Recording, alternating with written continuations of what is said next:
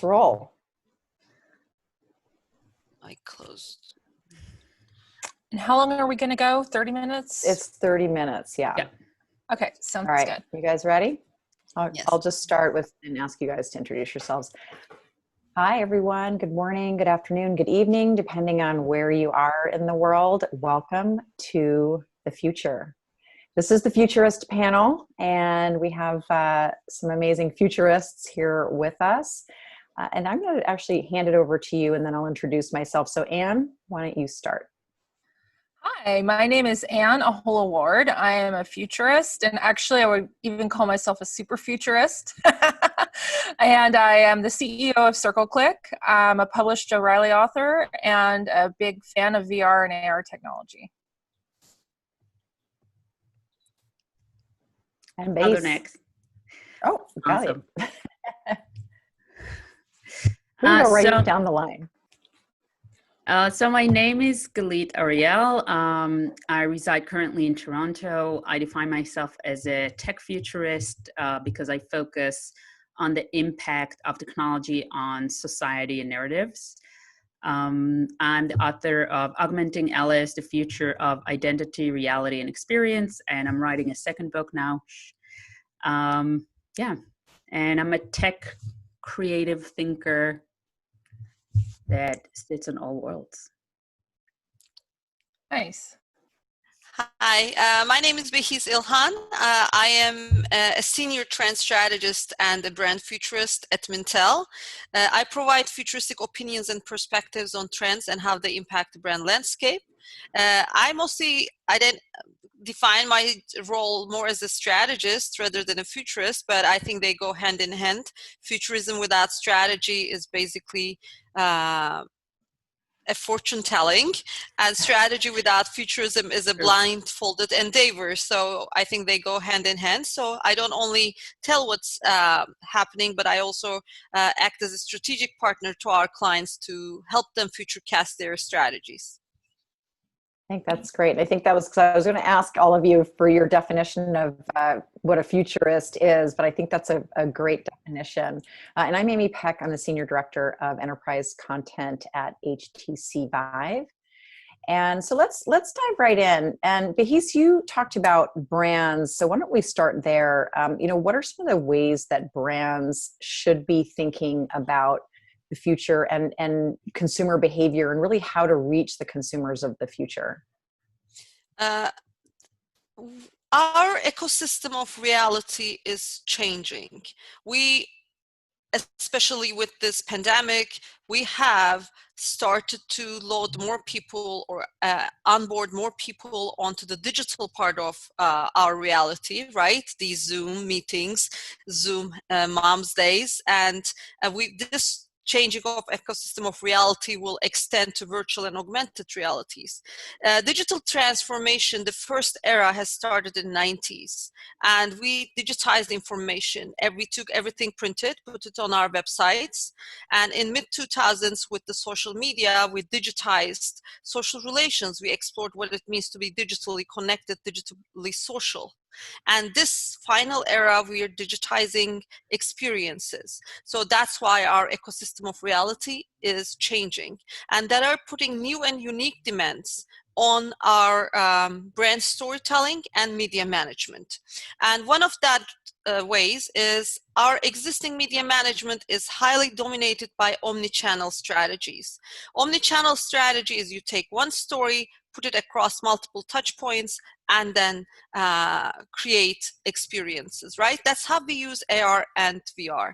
But it will put new and unique demands on this omni-channel media strategies. For example, let me give you a couple of examples from, AR and VR is a popular solution right now. The creative ones, like the Jack Daniels layering the bottle with origin stories, or competitive ones like the Burger King is attacking on McDonald's ad and doing the putting them on fire to give you a Whopper coupon, which is competitive, or very mundane effects like the IKEA helping you to buy a couch for your living room through AR and VR. Still, AR and VR in these environments are single touch points, sometimes on demand on touch points, and this will change. And I can tell a little later how that will change. I want to ask other futurists what they're thinking about it as well. And so you do a lot of writing, you do a lot of television appearances, you know, talking about the future, giving your predictions. What does the landscape look like over the next 3 to 5 years? Definitely, I think the pandemic has shaped things. I would definitely agree with that assessment. I think that more of our lives are going to be lived online, and I think that's pretty obvious. We're already seeing those in our numbers. But I think this is definitely VR's potential killer moment. I think we're going to see VR take over in a few different ways, one of which would be the gym. I think that's really, to me, one of the most mass consumer applications that has the potential to unseat the gym, because nobody's going to want to go back to the gym maybe there will be those select few, but that feels like a risky thing to a lot of people right now. So I think VR has that fitness potential where you are working out and you don't even feel it because you're in this immersive environment. I also think that pain management is another exciting field. There have been the Hoag study down in SoCal where they're actually finding that there are benefits to relieving pain. And so I think medical VR, health VR, I think those are going to definitely exponentially grow without a doubt. And I think consumers have the potential for AR in their pockets. They just don't all know that they do. And so the more time we're spending, the more likely it is to happen. So I think, it was very interesting, some recent things like Samsung shutting down WebVR. I'm curious what their plans are. But I think it's a really exciting time for both industries. I mean, I don't know if you guys would view VR and AR as separate industries. I know they've got their own deals, but looking at it from a sort of macro level, I think we're going to see huge increases in adoption, definitely in the next 3 to 5. Galit, I think you've got a lot of material to work from here. Yeah, because you know me well. And I agree. I think we are seeing an acceleration of technology adoption. But I also want to highlight, and I think it is a killer moment for the industry, but not just from the perspective of technology adoption, because this is the killer app. And I'm not kidding. This is the killer app of the pandemic, sourdough bread. And I know it's true. And I know that there's a lot more people that are finally going into tech communication and experiential and consumption. But we have to also ask ourselves, are they doing it because they want to or because they have to? And these are two separate questions. So it will help the understanding of the technology, but I am still a bit concerned on some of the pathways that I'm seeing for the future that in one hand are saying, well, we're adopting these technologies, so we're moving forward exponentially, which is a word that I dislike in my calendar. I don't believe anything is exponential, but ignore what is happening in the lagging back, in the fact that people are craving for physical interactions. Kids, all they want to do is go outside and play with their friends. Who would have known? So I think, and I'm more of an AR advocate, although I do see the VR value, but I think we have to be very, very cautious right now in content creation and value creation and not just jump into that all virtual world, because there is a craving for physical interaction and kind of going back into kind of like less technological solutions or solutions that don't seem technological, that are more ubiquitous and more natural. So I agree with both of you, with all three of you, that we are moving forward in adaptation, but I think we're still lacking in context and content. Yeah, I think you're right. I think, you bring up a good point is that, people are asking for the technology, especially VR around collaboration and the value that that brings, where you can have a sense of presence with your colleagues. We're actually meeting, we have our own product Sync, and we're actually, our team meetings there weekly. In fact, we even had a social happy hour a couple of weeks ago where we were all just hanging out in It's this the new virtual Christmas environment. party. It's actually it's kind of great because we have been isolated for so long, but I do think that we need to proceed with caution because it's still a big investment and the architecture is coming, but it's not quite there to support. So the sort of 5G edge, remote rendering, all of those have to kind of collide and be ready so that we can really have these mobile experiences in VR and AR at home. Or in our communities. It's all coming, but it's, we're in the industry, so I think we're more forgiving. And I'm seeing that companies are much more forgiving because now it's really out of necessity. But consumers are probably not really ready for VR the way that it is today on a broad scale. So I think maybe we could talk about what are some of the things that really need to happen to make mass adoption possible. And why don't you start with that? Absolutely. I mean, I think there's a certain segment of people who are never going to want to strap a headset to their face. It scares them. They don't trust it. They don't like it. So I think, obviously hardware is the biggest limiting factor because, the first headset I invested in that wasn't a Google Cardboard for $10 was an Oculus, and that was set me back like $1,300. Consumers aren't going to want to pay that. They're going to want something that's easy, cheap, and it's going to need to solve a problem. And so that's why I think the fitness example is a key one, because that means that's a problem everyone's going to have. I don't know if you've tried to do a Zoom with a trainer, but it is not as fun.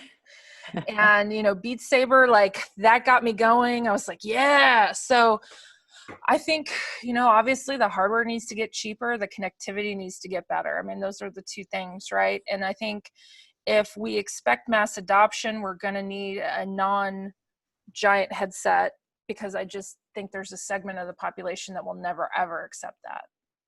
Yeah, I agree. I don't know if you've tried Supernatural VR, but I was sore for about 3 days the first couple times I tried it. So definitely fitness. Galit, what are your thoughts on, just kind of how cautiously we should proceed and really think about content and kind of moving the tech forward?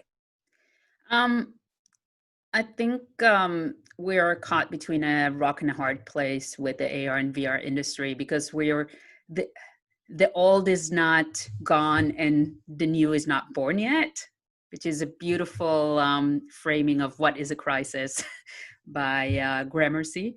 And I think we're just in this middle point where we from the industry, we see the potential, we know what it can become, but it's really understanding for me like the true needs of the wider audience. And I think we have been a bit too industry-led, not because we had a choice, because it just wasn't diffused, and sometimes it comes organically and democratically. But I think a lot of the applications are, I want to say leisure, I don't want to say first world problems, but I will say it, first world problems. I'm seeing a lot more investment in first world problem solutions and less investment and real highlight on hard problem solutions. And I think if we are really genuine in getting this technology out there to stay, we need to focus more on hard problems. And yeah, that's my general comment. I do think that there are a lot out there right now, great solutions tackling hard problems, and especially in the realm of teaching empathy and, to Anne's point earlier, in healthcare, pain mitigation, behavioral health. So they're out there. They just haven't really started, we're starting to see some companies actually productize these solutions. But traction has been slow, but I think we will reach an inflection point because we're kind of here now. And Behice, I know you had a comment to follow on to, Galit. Yes, I think this is a very important topic, what you have said about 5G and what everyone said about how the technology is converging on top of each other. That's why the bottlenecks we're experiencing, because one technology determines the pace, right? 5G is one of them. 5G is the very key technology here, which will unlock and unleash the full potential of many innovations at their embryonic stages at this point. Self-driving cars needs 5G to be able to make autonomous decisions. VRs and ARs or IoTs will connect more systems to itself and will be bigger because of 5G. That is the first bottleneck that we're experiencing right now. Because of the edge technology, our ARs and VRs are expected to be lighter and more user-friendly when 5G arrives, right? Because we can do the computation somewhere else, and we will have a bigger sandbox because we can be untethered. So AR and VR will have better functioning existing solutions. So the existing solutions will function better, and we will have new era goggles like Magic Leap and HoloLens, and the ecosystem will enlarge with smarter glasses or with the AR cloud. So the mobile revolution, or however the digital transformation era facilitated or accelerated after this cloud solutions, right? Once the cloud solutions arrive, things will unleash further in AR and VR. So when we're looking at these technological predictions, I think that's the bottlenecks we are seeing because of the technological interdependency. And from the brand side, what I want to say is that I really like the enforced and voluntary distinction, which is also a very relevant distinction right now. Do we all want to be on Zoom at this point, right? I'd prefer to see a client in person, but we have to be some enforced. There's an enforced voluntary. I want to bring something in as a more momentum loyalty, I might call the ecosystem loyalties. Like if I'm in Amazon ecosystem, if I'm in Google ecosystem, every ecosystem will have their AR and VR. So I might not want, but it will be easier for me to adopt that, right? I might not want a Nest, but it will be easier for me to adopt it because it fits with my ecosystem. So the friction for adoption will be lower for ecosystem approaches where the AR and VR solution comes as part of that loyalty or as an extension of that loyalty. So, and one of my biggest problems, and I was giving this almost to all clients for a year right now, we are still treating AR and VR worlds as dystopian worlds, like the Real Player One worlds, like they're so separate from each other. There is no brand manager or there's no experience manager who is thinking how the AR and VR solution will affect my real world. So we don't understand how these two worlds will cannibalize each other, will enhance each other, will extend each other.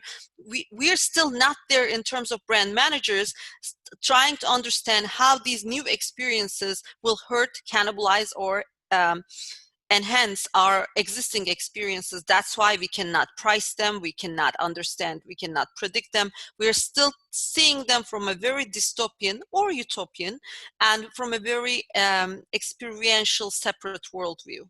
That's what I want to say. I think you're right. And so let's shift gears. And Galit, you're a creative technologist. And by the way, if you have not read Augmenting Alice, get it, read it. And I can't wait for your next book. Let's talk a little bit about storytelling, because I do think it's, relative, very much, relevant to, what Behice is talking about. But I think it's a key component to reaching consumers. And so where do you see this kind of the creative outlets? Certainly we're seeing a creative community in face filters and things like that in AR. But VR storytelling, where do you see this evolution going? Well, with AR, I think, as you know, that AR is a little bit more organic to physical storytelling and behaviors. This is why the face filters are working so well. We can have these snippets of behaviors and the AR layers on top of them.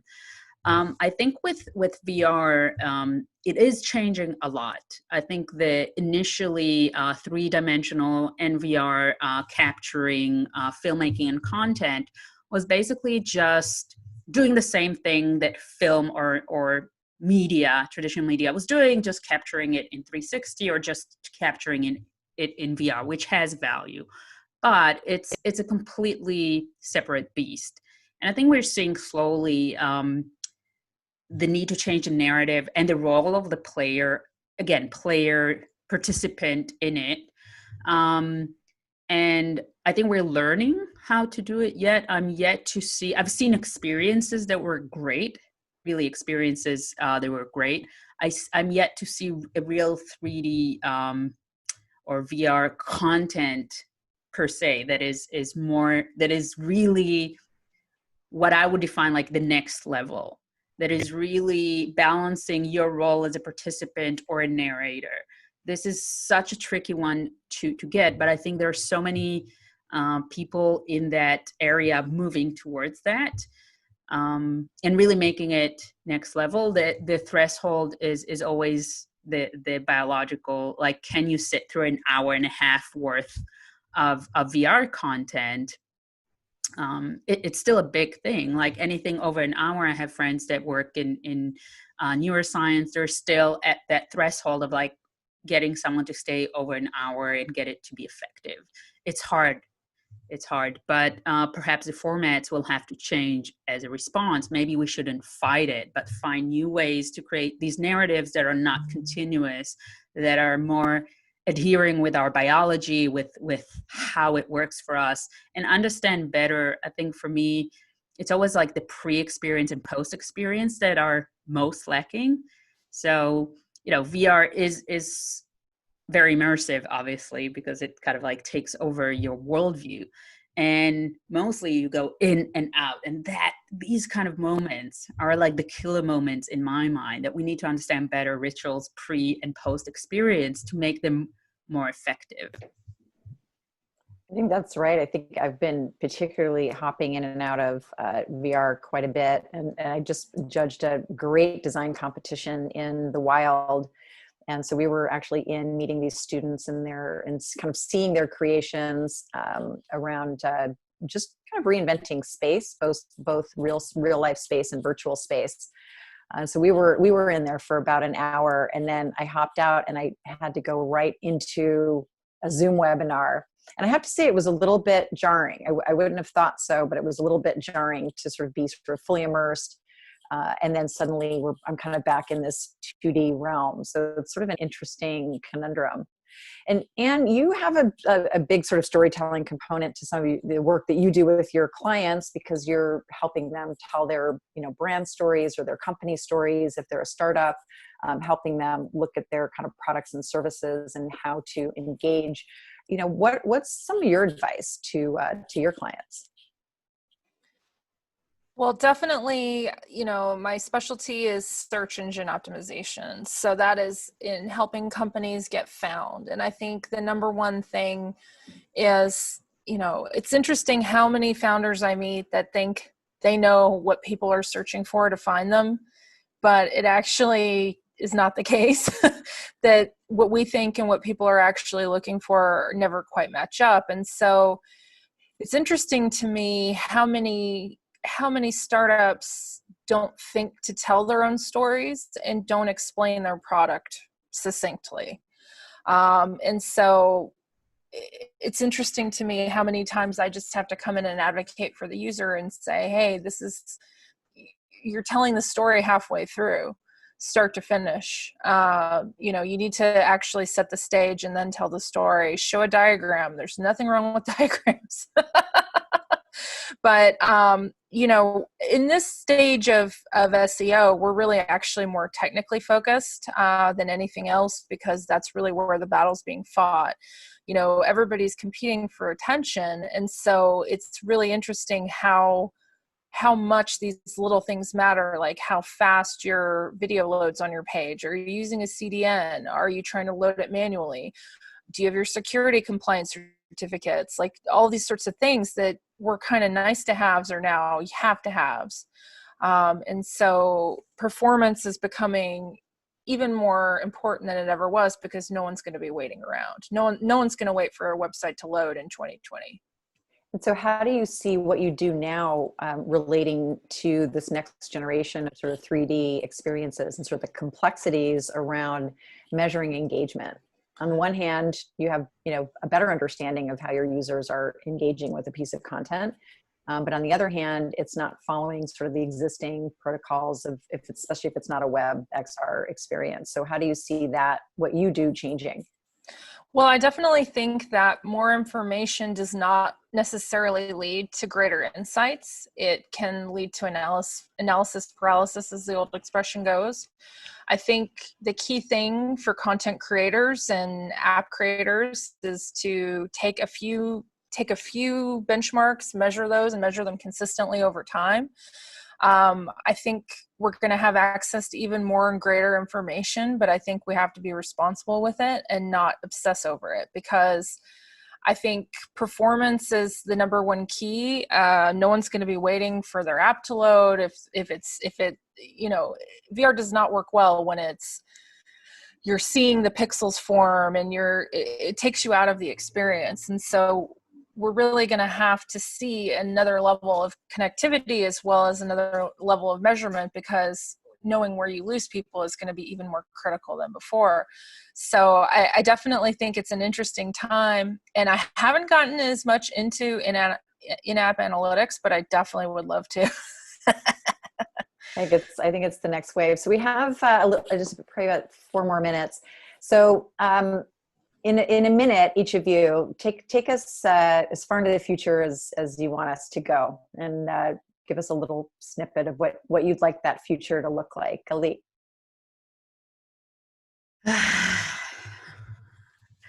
Yeah, in a minute, right? Well, I'm a Twitter version. I'm really bad at Twitter. So I'm more of a LinkedIn kind of person.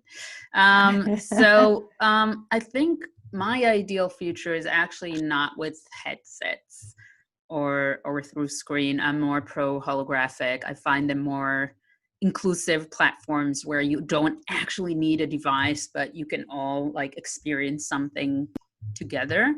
It has a lot of problems, especially in outdoors, but I'm just more, I just feel that it really will hone the social aspect of what, immersive technology can be. And we're not there yet by far, but I think all the paths are leading to holographic experiences that are really submerged in the environment, that kind of play with it and become part of it, versus, it is a digital layer, but it really truly becomes, immersive technology, augmented reality. Love the word augmented. It's wonderful. I love that. Behice, how about you? I'm not sure what I like anymore. I'm so neutral trying to analyze stuff. I would love something as a personal experience, but I know what the brand storytelling and media management would look like. So our couch shopping will not be like IKEA AR. Yes, that will be, but our couch shopping will be like this. Jane, who is ready to buy a couch, will put the hologram out and then in her living room. And at that moment, she will need the information, or she will want to have some information.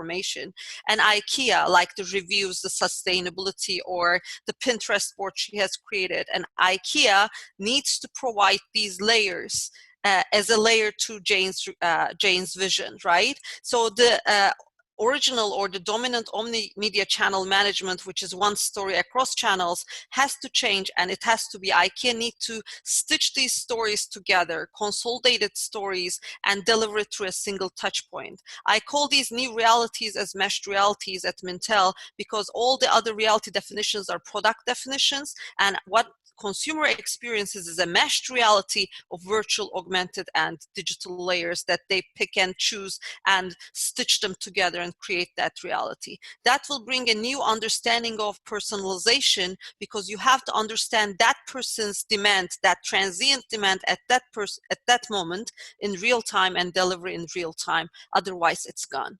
So that's a new understanding of personalization. So our understanding of brand storytelling has to change, media management and personalization has to change. What I personally want, I would love to transform. I like more experiences like the tree in New York, that the VR that transforms into you into a different identity. I would love to try some experiences of object identities, like a tree or a cell near a heart, or and maybe an animal, non-human being. So I think I would be more experiences without limits. I'm more excited about those type of possibilities. That's great. And Anne, what about you? I think that we'll know when the future is here. My vision is for people to be using AR and VR and not thinking about it. That's when we will have reached the moment we need to reach as an industry, when consumers are just wanting it. They're not talking about it. It just works. That's why face filters have been so popular, because they don't know it's AR.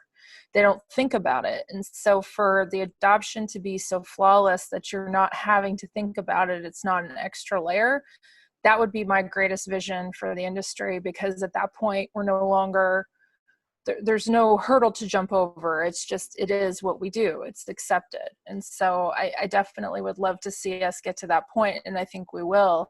I just hope it's 5 years, not 10. 5. I hope it's 3. Exactly. Well, what about you, Amy? What do you think? I'm curious to hear your viewpoint.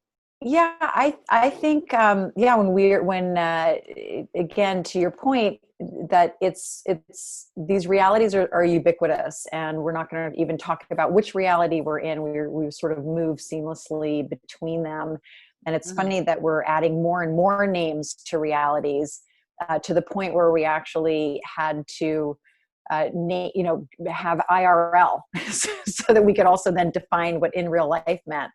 But the reality is that they're very, no pun intended, they're very separate now. So when they all blend together seamlessly, that's my hope. And I do hope that happens sooner rather than later.